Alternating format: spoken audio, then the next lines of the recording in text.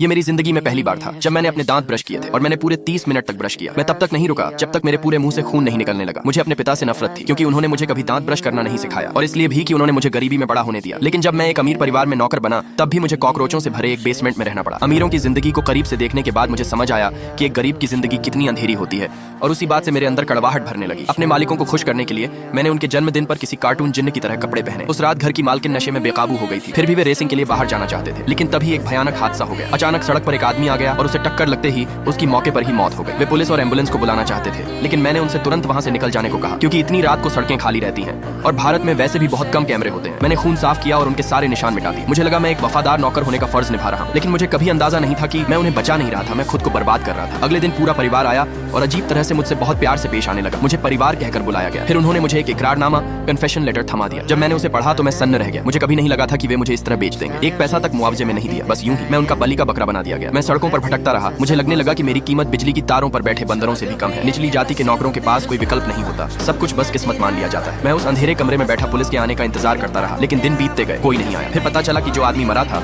वो भी निचली जाति का था। किसी ने उसकी मौत की रिपोर्ट तक नहीं की, इसलिए मुझे दोषी ठहराने की जरूरत ही नहीं पड़ी। मैं खुशी खुशी मकान मालिक को धन्यवाद देने गया, लेकिन उसने मुझे लात मारकर भगा दिया क्योंकि मेरी औकात वही समझी जाती थी। अन्ना और जैक के बीच जोरदार झगड़ा हुआ। अन्ना पढ़ी लिखी थी, वो इंसानी अधिकारों और आजादी की परवाह करती थी। वो जाति व्यवस्था और इस परिवार की हैसियत की दीवानगी को अब सहन नहीं कर पा रही थी। इसी वजह से अन्ना और जैक में बड़ा झगड़ा हुआ। एक रात वह चुपके से मेरे पास आई और मुझसे उसे एयरपोर्ट छोड़ने को कहा। अमेरिका लौटने से पहले उसने मुझे कुछ पैसे दिए, कहते हुए कि यह उसके लिए चीजें ठीक करने का एक तरीका है। जब जैक को पता चला कि अन्ना चली गई है तो वह गुस्से से पागल हो गया और सारा गुस्सा मुझ पर उतारने लगा। उसे शांत करने के लिए मैं उसे स्ट्रीट फूड खिलाने ले गया और मंदिर में पूजा भी करवाई, कहते हुए कि अगर वो दिल से प्रार्थना करेगा तो अन्ना वापस आ जाएगी। लेकिन उसे मिला सिर्फ तलाक का नोटिस और मैं फिर से उसका पंचिंग बैग बन गया। एक नौकर के तौर पर मैं हमेशा जैक के प्रति वफादार रहा, लेकिन जब उसने मुझे इंसान समझना ही छोड़ दिया तो मैंने भी तय कर लिया अब मेरे पास वफादार रहने की कोई वजह नहीं।